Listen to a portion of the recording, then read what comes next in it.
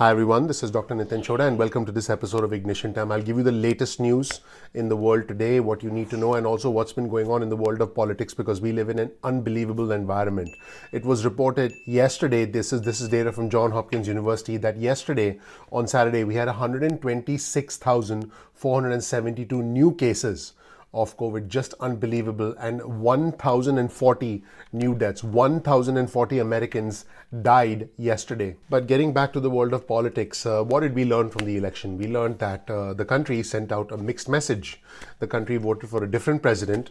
The country voted for Republicans to gain seats in the House, and the Republicans still have control of the Senate, and it's all going to come down to the Georgia Senate runoffs. In fact, I believe the stakes as far as the Georgia Senate runoffs are very, very high. We'll get to that in just a second. We'll get to what Senator Lindsey Graham said. We'll get to what Chuck Schumer said.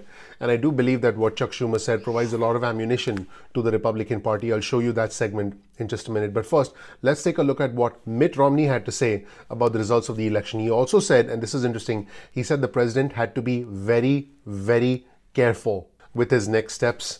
And Mitt Romney also told Jake Tapper on State of the Union, I quote, "You're not going to change the nature of President Trump in these last days, apparently, of his presidency. He is who he is." And I'm quoting Mitt Romney, and he has a relatively relaxed relationship with the truth. Let's take a look at what Mitt Romney said today, and let's roll the tape. And joining us now is Republican Senator Mitt Romney of Utah. Senator Romney, welcome back to Meet the Press. Thank you. Let me start with a simple question. What did you learn from the voters on Tuesday night? Well, I learned that Republicans picked up seats in Congress, held on to the Senate, picked up state houses across the country, but we lost the presidency. And so it's a bit of a mixed message. I think people are saying that conservative principles still account for the majority of public opinion in our country. I don't think the American people want to sign up for the Green New Deal. I don't think they want to sign up for getting rid of coal or oil or gas. I don't think they're interested in Medicare for all or higher taxes that would slow down the economy. But they do want to see a change in leadership in the White House, apparently, at this stage. And so it's a message which says, all right, a change in leader, but we're not going to be turning a sharp left turn in terms of public policy. So what do you believe Joe Biden's mandate should be? You heard what he thought his mandate was last night, bringing the country together, number one, and then he talked about some issues that he wanted to focus on. But what do you believe his mandate is? Well, I believe he said it last night, which is he does want to bring the country together. He does want to bring honor and respect into the White House and the way he sees it. He wants to be a man of character. He is a man of character, and I think these are things which he thinks are very important, both here and around the world. In terms of policy, I'm sure he'll have his own agenda, but he worked in the Senate long enough to recognize that there are two parties, that things have to be done on a bipartisan basis, and the more extreme wing of his party is not going to take over policy in this country. That's not where the American people are. And if he tries to go in that direction, why, I think he'll fail, because we conservatives will make sure and stand up for the great majority, in my opinion, of the American people who believe that conservative principles serve us better. But he indicated he wants to work on a bipartisan basis. We're ready to do that. What would you like to see President Trump do this week? You've been here. You've lost an election. You've lost a close election. In fact, in some ways, I feel like there's some similarities, and it was very tight in various battleground states, just like yours in 2012. How would you like to see President Trump handle the week going forward? Well, the way I would handle the week and the way President Trump would handle the week will be different, because we're very different people. We're not going to change President Trump or his nature in the waning days of the presidency. And so I don't think I'm going to be giving him advice as to what to do. Clearly, people in the past, like myself, who've lost elections, have gone out in a way that said, look, I know the eyes of the world are on us. The eyes of our own people are on the institutions that we have. The eyes of history are on us. And in a setting like this, we want to preserve something which is far more important than ourselves or even our party, and that is preserve the cause of freedom and democracy here and around the world. But the president's going to do what he has traditionally done, what he's doing now. I don't think that's going to be a surprise for anybody. And by the way, he has every right to call for recounts, because we're talking about a margin of 10,000 votes here or less in some cases, and so a recount could change the outcome. He wants to look at irregularities, pursue that in the court, but if, as expected, those things don't change the outcome, why, he will accept the inevitable. Is there a point where pursuing that strategy undermines the democracy? Well, I'm more concerned about the language that's used. I think it's fine to pursue every legal avenue that one has, but I think one has to be careful in the choice of words. I think when you say that the election was corrupt or stolen or rigged, that's unfortunately rhetoric that gets picked up by authoritarians around the world. And I think it also discourages confidence in our democratic process here at home. And with the battle going on right now between authoritarianism and freedom, why, I think it's very important that we not use language which can encourage a course in history which would be very, very unfortunate. And maybe this seems obvious to maybe you and I, but there were people whose ballot may have voted for Joe Biden and may have voted for, say, may have voted for a Republican state Senate candidate in New Hampshire. It certainly looks like, to me, that happened. So if you're saying one vote is rigged, are you also saying the other votes are rigged? Well, I think that's a pretty fair point. And actually, I understand by watching Rick Santorum the other day that actually the president did better in Philadelphia this cycle than he did 4 years ago in terms of the percentage of the vote he received. So there are some arguments which augur against suggesting that the election is going to get reversed. But at the same time, I think you make an important point, which is a lot of Republicans, a lot of voters voted for Republicans, but did not vote for the president. And that suggests to me that conservative principles are still in the majority in our country. Well, it's interesting you say that. I want to tell you about Cobb County, Georgia, Senator Romney. When you were on the ballot in Georgia, in Cobb County, you won that county by 12 points, suburban county of Atlanta. Joe Biden won it by 12 points 8 years later. So you're talking about, you feel good about the fact that you say there's a majority in this country that wants conservative principles. But your party took a beating in the suburbs, and that's why it looks like you may not win Georgia. And if that is a pattern, you might not control the Senate because of that. Do you believe your party has a problem in the suburbs? Well, my party, I'm sure, has challenges, as does the opposition party.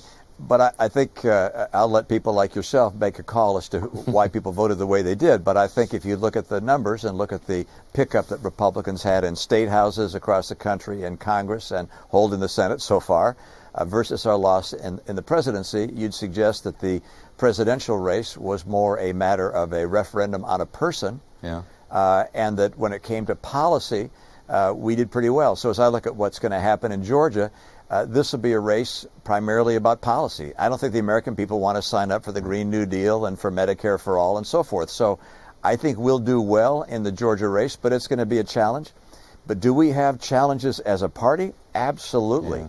And do we need to do better with young people and minorities in particular? Absolutely. Can we bring back suburban women into our party? I believe so, but we got some work to do. Is this still Donald Trump's Republican Party? Well, he is without question the most powerful voice in our party. He will have an enormous impact on our party going forward. I believe the great majority of people who voted for Donald Trump want to make sure that his principles and his policies are pursued. So, yeah, I mean, he's not disappearing by any means. He's the 900-pound gorilla when it comes to the Republican Party. And if you thought that news was interesting, wait till you check out this article, which was in the Philadelphia Inquirer. You'll get a link to all our resources and all our articles in the description section below. And the headline of the article reads, "No, not that Four Seasons. How Team Trump's news conference ended up at a Northwest Philly landscaping firm." So here's what actually happened. What began 5 years ago with, President Trump, declaring that he was going to run for president and winning election. It says, the article says that the ambitions from, started with the elevator at the Manhattan high-rise, and they ended on Saturday with his aging lawyer, I'm talking about Rudy Giuliani, shouting conspiracy theories and voting lawsuits in a Northeast Philadelphia parking lot near a sex shop and a crematorium. I'm not joking, near a sex shop and a graveyard. And basically, what happened was the president essentially made an announcement on Twitter and then ended up deleting that tweet. So there was a very hastily arranged news conference featuring, none other than Rudy Giuliani, the president's personal lawyer, just minutes after President-elect Joe Biden had been declared the victor of the 2020 race. And basically what happened was, it started on yesterday morning. The president sent out a tweet and the president announced lawyers news conference, Four Seasons, Philadelphia, 11 a.m. Well, the Four Seasons Hotel is a really nice hotel, but the president deleted his post minutes later and replaced that with, a change in venue. And the change in venue was the Four Seasons Total Landscaping on Industrial State Road, which is next to Fantasy Island, adult books and novelties, and across the street from the Delaware Valley Cremation Center. So, here's, basically this, this is what happened, and you'll see this tweet on your screen. I feel we didn't focus enough on the fact that someone in the Trump campaign meant to schedule the Four Seasons Hotel, but definitely accidentally scheduled this Four Seasons landscaping store, and they had to follow through with it. And, the comedy show Veep was not that good. And so just so that our viewers and subscribers know, Rudy Giuliani has been polling his Twitter followers, asking for instances of fraud, suggesting he would take their claims to court. That's what Rudy Giuliani is up to. Like I said, Rudy Giuliani held a news conference yesterday in the parking lot of the Four Seasons Total Landscaping in Philadelphia. And, it's a very rundown, low-slung building, like I said, next to an adult bookstore and the Delaware Valley Cremation Center. And today, the president is at his golf course. The president was also golfing yesterday. He stopped by to take a picture with a bride, with a wedding party at his resort. And today the president is playing golf, and today Joe Biden went to church. So where do we stand right now? The two sides have to be able to try and come closer together, because we have Senate Majority Leader Mitch McConnell on one side, and now we have President-elect Joe Biden on the other. Now keep in mind, these two do know each other, and so hopefully they can come to a consensus. We'll see what's going on, but they do need to come together because the country needs them to come together. So, basically, hopefully something can happen. Let's hear what Jake Sherman from Politico had to say about this, and let's see what could potentially lie ahead. Jake, if Vice President Biden is in the White House next year, it's President Biden. He'll maybe have Senate Majority Leader Mitch McConnell down Pennsylvania Avenue. It could be a Biden-McConnell-Washington. What would that look like? What would that mean for D.C. and the political dynamics? Well, Bob, we have some framework for that because Joe Biden and Mitch McConnell have worked together for many years. Actually, during the Obama administration, Joe Biden was the unofficial liaison to Capitol Hill when Barack Obama couldn't get deals with Mitch McConnell. But a few thoughts to keep in mind here. Number one, the House majority is going to be Democratic, but very narrow. And with a Democrat in the White House, Nancy Pelosi and her team should expect that they will lose seats in their first midterm with a Democratic president in the White House. So that makes that dynamic tough. So then you switch over to Mitch McConnell. Mitch McConnell acts out of both substance but also political expediency, as we all know, as every politician does. And Mitch McConnell will be forced to work with Joe Biden, not because any other reason, but the nation needs a lot of help at this moment, needs a lot of legislating. There's going to be more COVID relief to be done, and Joe Biden's going to focus on infrastructure and things of that nature. Mitch McConnell can work with Joe Biden. He doesn't find him difficult to work with, as he did Barack Obama and to some degree Donald Trump. So I think it has the makings of a fruitful relationship when their political incentives line up, and they will not always line up. But I would expect that there is going to be deal-making between Mitch McConnell and Joe Biden. Also, here's a beautiful letter from President George W. Bush. And he said, I just talked to the President-elect of the United States, Joe Biden.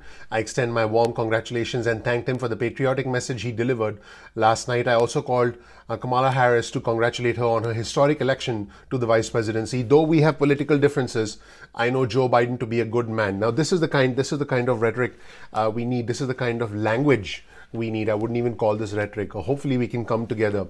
And he said, I know Joe Biden to be a good man who has won his opportunity to lead and unify our country. The president-elect reiterated that while he ran as a Democrat, he will govern for all Americans. I offered him the same thing I offered Presidents Trump and Obama, my prayer for his success and my pledge to help in any way I can. I want to congratulate President Trump and his supporters on a hard-fought campaign. He earned the votes of more than 70 million Americans, an extraordinary political achievement.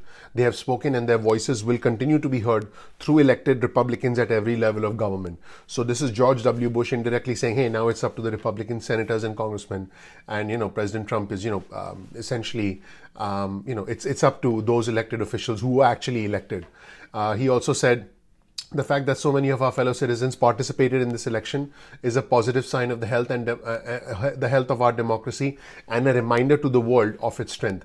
No matter how you voted, your vote counted. President Trump has a right to request recounts and pursue legal challenges, and any unresolved issues will be properly adjudicated. The American people can have confidence that this election was fundamentally fair, its integrity will be upheld, and its outcome is clear. The challenges that face our country will demand the best of President-elect Biden and Vice President-elect Harris and the best of us all. We must come together for the sake of our families and neighbors and our nation and its future. There is no problem that will not yield to the gathered will of a free people. Laura and I pray for our leaders, their families, and our nation, and we urge all Americans to join us in wishing our next president and vice president as they prepare to take up their important duties. Now, hopefully you saw the speech from President-elect Joe Biden, and I'll highlight a couple of important aspects of the speech which I think represent that it's time for us to really come together. It's time for us to try and do our best to look forward to, in the words of Joe Biden, give each other a chance. Let's take a look at one of the aspects of this interesting speech from President-elect Joe Biden, and let's roll the tape. Can act like for all those of you who voted for President Trump, I understand the disappointment tonight. I've lost a couple times myself, but now let's give each other a chance. It's time to put away the harsh rhetoric, lower the temperature, see each other again, listen to each other again. And to make progress, we have to stop treating our opponents as our enemies. They are not our enemies. They are Americans. They're Americans. The Bible tells us, to everything there is a season, a time to build, a time to reap and a time to sow, and a time to heal. This is the time to heal in America.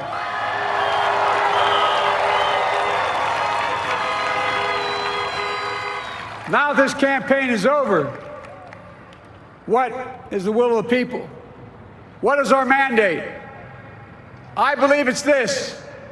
Americans have called upon us to marshal the forces of decency, the forces of fairness, to marshal the forces of science and the forces of hope in the great battles of our time. The battle to control the virus, the battle to build prosperity, the battle to secure your family's health care, the battle to achieve racial justice and root out systemic racism in this country. The battle to restore decency, defend democracy, and give everybody in this country a fair shot. That's all they're asking for, a fair shot. So we have that on one hand. Now the control of the Senate, just so that my viewers and subscribers understand, comes down to the Georgia Senate runoff races. They take place in the first week of January. The date is the 5th of January. So now keep in mind that it's critical for both sides to be able to win the Georgia Senate runoff races. And Chuck Schumer made it pretty clear, and he said, we win Georgia, we take over the world, is what he essentially said. Now, unfortunately, this is going to, as far as the Republicans are concerned, give them a lot of ammunition leading up to the Georgia election, because this kind of language essentially tends to further create divisions. And speaking of divisions, first let's take a look at what Chuck Schumer said so you can see his comment for yourself. Let's roll the tape. Now we take Georgia, and then we change the world. Yeah! I'm sorry, can you repeat that, Mr. Schumer? Now we take Georgia, and then we change America. Now we take Georgia, and then we change the world. Yeah! I'm sorry, can you repeat that, Mr. Schumer? Now we take Georgia, and then we change America. Now, on the other side of the equation, we have Senator Lindsey Graham speaking with Fox News. And as you can imagine, Senator Lindsey Graham basically said we have the ability to stop the most radical agenda. And he talked about, the importance of the Georgia Senate runoff race. He talked about socialism. He talked about the fact that Georgia could stop socialism because all eyes are going to be on Georgia. I've mentioned this before. We're probably going to see a couple of $100 million spent on this Senate runoff race in Georgia. Just unbelievable. We have our fellow Americans who need to put food on the table, who need to pay rent, who need to keep the lights on. And here we have, we have both sides essentially talking about, I quote, taking over the world and, stopping the most radical agenda. The American people have spoken and have indicated that, we want balance, we want progress, we want cooperation, because now we have a leader who is essentially trying to reach across the aisle and seeking cooperation. We have to put the division behind us and we have to move forward, but it does look like the remnants of the division are still there. Just some strong language from Lindsey Graham, who, by the way, won re-election. Let's roll the tape and see what he had to say. Tell me about the Georgia runoffs in January. This is critical in terms of whether or not, if Joe Biden is the president, he will be able to get through some of those progressive policies that many people are afraid of, like big spending programs and big tax increases. Well, the most valuable player for the congressional races in 2020 is Donald Trump. The campaign that President Trump ran, all these rallies, getting Barrett on the court, energized Republicans and House members. We picked up seats in the House. How can you pick up seats in the House and hold the Senate and Trump lose? So I can tell you right now, President Trump helped me in South Carolina. He helped Tillis. He helped us all. So the bottom line is House Republicans have increased their majority. They can slow down the radical agenda coming out of the House, but Senate Republicans can kill it and stop it. If we pick up these 2 Republican seats in Georgia, we have the ability to stop the most radical agenda in the history of the United States. Kevin McCarthy can slow it down. Mitch McConnell and Lindsey Graham and others can stop it only if we win Georgia. We have to win these 2 seats in Georgia. I'm confident that we will. To the people of Georgia, the future of America is in your hands. Do you want a socialized America? If you don't, speak up and support our Republican candidates. Checks and balances are needed now more than ever. We only have a couple of seconds here. So are you committing right here, right now, that you will stop any progressive plans that come to you? You will vote no to $4.3 trillion in tax increases. You will vote no to the Green New Deal. Is that what you're committing to right here? You can take it to the bank. I ran on it. I won overwhelmingly, being a impediment, a block to the most radical domestic agenda in the history of the country. We will kill it dead in the Senate if you give us the majority. We will work with Biden if he wins, but Trump has not lost. Do not concede, Mr. President. Fight hard. And on a final note for my viewers and subscribers, the term fake news is being thrown around a lot. In fact, the term fake news was introduced by President Trump, and now it's become fashionable to throw out the word fake news. I have talked about what I believe to be fake news. I believe that if someone says something, that's not fake because, it's, yes, comments can be taken out of context, but fake news is essentially manipulated media. It's media that is essentially twisted and manipulated to feed a narrative, to feed division, to create more problems among us. I'll show you a textbook definition of fake news on your screen right now, and this was reported by President Trump's favorite reporter, Jim Acosta from CNN. Jim Acosta wrote, for younger readers who've been confused by the term fake news, this deleted tweet from a Trump campaign spokesperson showed a doctored newspaper front page, and this is a textbook example of fake news. And in fact, the newspaper actually asked for this to be corrected. So you see this on your screen, and this was actually posted by a Trump campaign spokesperson, and then the Washington Times actually reported that these photos have been doctored, and the Washington Times never ran a President Gore headline. In fact, what the Trump spokesperson was trying to do is say, hey, they said President Gore and they got it wrong because, President Gore never became President Gore. The Supreme Court stepped in, and then we had, President George Bush. The problem is the Washington Times never ran a report saying President Gore. So that's it, everybody. Thank you so much for your time. I really appreciate you watching. My name is Dr. Nitin Chhoda with Ignition Time. If you learned something new from this video, please consider clicking the like button. Please subscribe. Please enable notifications. I would really appreciate that. That helps out the YouTube algorithm. I'm trying to help all our viewers and subscribers make sense of this bizarre world that we live in by giving you honest, truthful news and letting you be the decision maker for yourself. My goal is for us, let me be clear, it's not about the red or the blue, it's about the red, white and blue. I'm not Democrat, I'm not Republican, I'm American, and so are you. Let me know what you think in the comment section below. I'm looking forward to seeing you in the next episode of Ignition Time. I'll talk to you soon. Bye.